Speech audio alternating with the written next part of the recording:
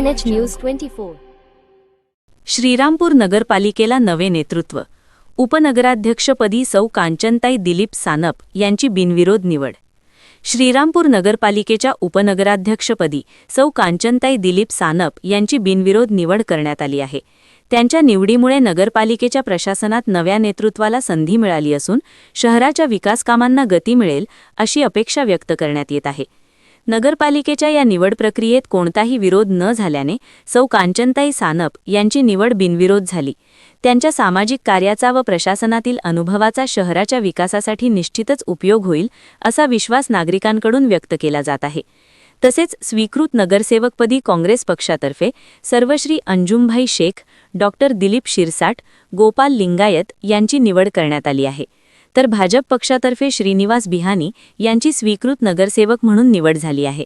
या सर्व नवनिर्वाचित पदाधिकाऱ्यांचे विविध राजकीय पक्षांचे पदाधिकारी, नगरसेवक तसेच नागरिकांनी अभिनंदन केले आहे. शहराच्या पाणीपुरवठा, रस्ते, स्वच्छता, नागरी सुविधा आणि सर्वांगीण विकासासाठी हे नवे नेतृत्व सकारात्मक व सक्रिय भूमिका बजावेल असा विश्वास व्यक्त करण्यात येत आहे. KNH न्यूज 24 साठी इनायत अत्तार.